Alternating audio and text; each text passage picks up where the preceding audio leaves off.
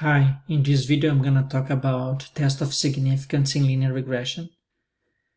So remember that with what we are doing is trying to establish the relationship between two variables. Then we can conduct a hypothesis test to determine if there is really a relationship between x and y. Okay, so let's start to understand. Recall that B1, the coefficient B1 establishes the relationship between x and y. Let's take a look at one example. Remember, we have sales in years of experience. One example here is the amount of sales. Is sales related? Is sales dependent on years of experience of the salespeople? And then if you run the regression analysis using the data analysis tool, we get the years of experience, and 4 is our B1 coefficient, remember? So I'm going to insert here just for you to understand. This is B1. This is B1, okay? This is the glue. This is what connects, what links years with sales, okay? So this is the coefficient that I'm talking about here. This is B1, and this B1 establishes the relationship between x and y. So we can test B1 to see if B1 is really different than 0. That's what we can do. And to do that, this is called test of significance, and that's very important because many problems have these terms. Conduct a test of significance. When the problem says conduct a test of significance, what you have to do is conduct a hypothesis test and find a t-value, a t-statistic that establishes the relationship that helps to test a null and alternative hypothesis. The null hypothesis here is that the coefficient is equal to 0. If the coefficient is equal to 0, then there is no relationship. If the coefficient is different than 0, then there is a relationship. Remember from our MindTap applet here, let me show you when we have the composition of error. This applet is very interesting because I can use it in many classes. So here the coefficient is B1 is 0. So B1, remember B1 is the slope of this line. So if the B0 is equal to B1 is equal to 0, there is no slope at all. And then if it's different than 0, means that the slope is going up or going down, okay? So if the slope is equal to 0, there is no relationship. Again, this is B1 equal to 0, slope equal to 0. So there is no relationship because I can change the student population in this x-axis. I can move from low student population to high student population, and nothing changes in the quarterly sales. So no relationship. Or the alternative hypothesis is that this coefficient B1 is different than 0. If it is different than 0, then there is a relationship, okay? So this is what we're testing. This is what we're doing, the test of significance. So to test this hypothesis, we have to find a t-value. This t-value is based on this formula, and this formula is based on this variability in the B1, which is given by this formula. And then you have to get this data from here, you have to go through these steps here. So the first step to test this significance hypothesis by hand is get an estimate of the variance, which is given by this formula. Remember the sum of square errors, one of the sources of variation. If we divide by the degrees of freedom n minus 2, we get the mean square error. This is the estimate of the variance. And then we can have an estimate of the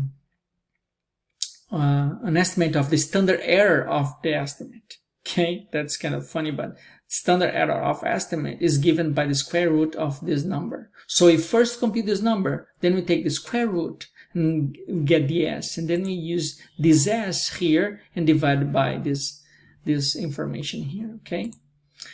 And then after getting this result SB1, we get SB1 here, we divide the coefficient by SB1, and then we have a t-value. And the t-value, we reject the t-value if the t-value is smaller than the alpha level, It is the same rules we had before, based on a t-distribution with n-2 degrees of freedom. Let's take a look at the steps I propose to solve this problem. First, develop the null and alternative hypothesis, always two tails, which means alternative is equal to 0 and the null is equal to 0 and the alternative is different than 0.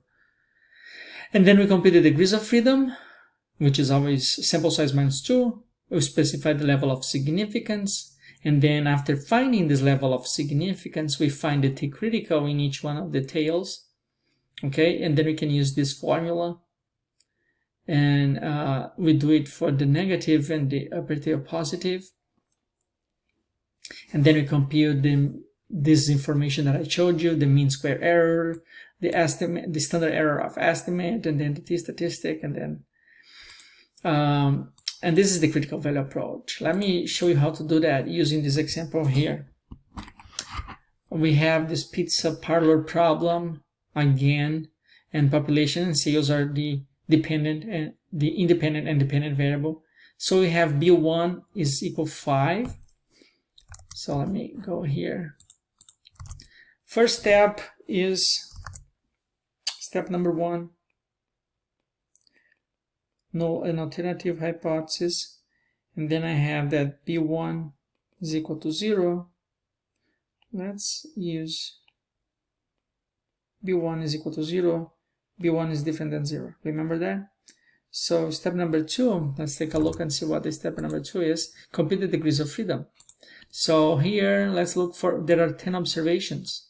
In fact, it's 11 observations, right? So sample size is equal to 11.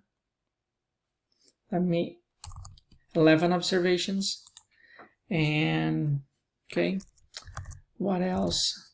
So the degrees of freedom in this case is degrees of freedom sample size minus 2 is equal 11 minus 2 is equal 9. Okay, step number 3. Step number 3 is specify the level of significance. Let's say, it doesn't say here, if it doesn't say the level of significance is 0.05. Now we're gonna find the t-critical. Oops, where is my slides? Okay, find the t-critical. Let's use this formula. Okay, let me copy that. Let's see if it works in Excel. So let me open a new one. No, okay. Equal to, let's open parentheses, the probability. So the probability here is our alpha, and the degrees of freedom is the sample size minus 2. So two-tail is 0.05. This is the lower tail, remember? And the degrees of freedom is 9. Okay. So so what I'm doing here is, after you get this number, what you have to do is do it for lower, negative, and for upper. So equal this is equal this number. The negative number is negative 2.92. That's lower tail. And 2.92 is the upper tail. Upper tail. This is T critical.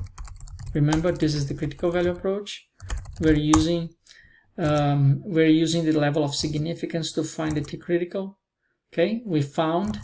Now next step is compute MSE. So let me go back here. I found step number 4.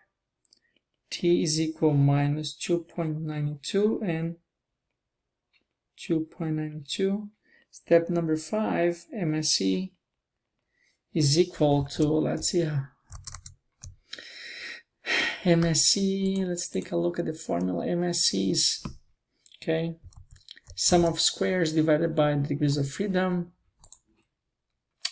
There we go. Sum of square residuals is 1530. Oh, sorry.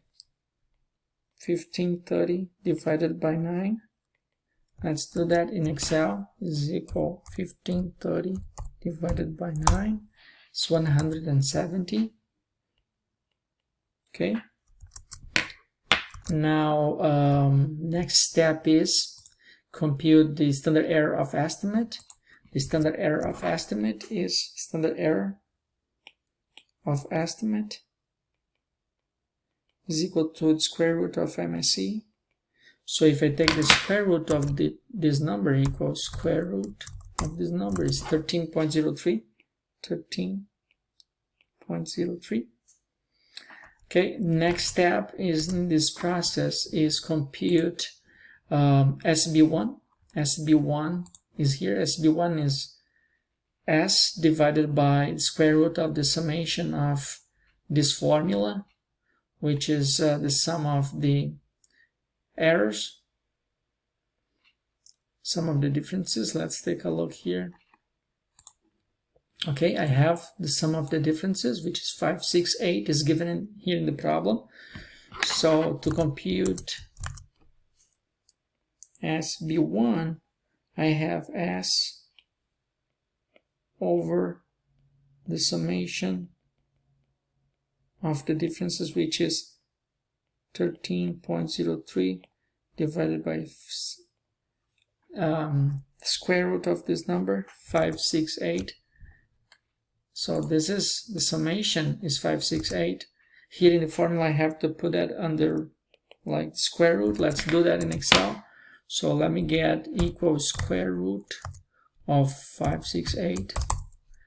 So if I divide 13 by 23, I get 0.54.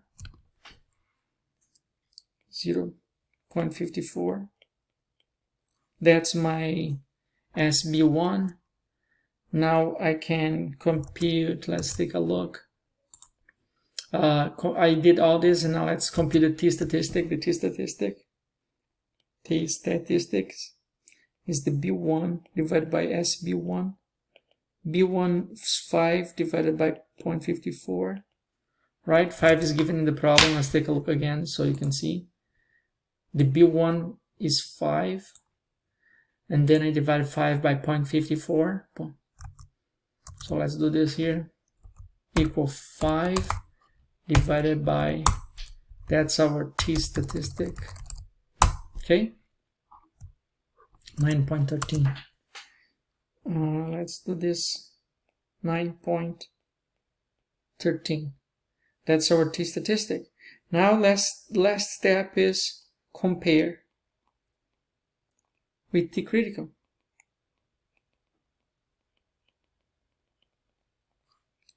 So 9.13, remember if I draw here, let me do the next one. Okay, let's do it here. So the t-critical here is 2.62 and my negative 2.62. So 9.13 is much higher than 2.62. So this is the rejection region, so I reject the null hypothesis.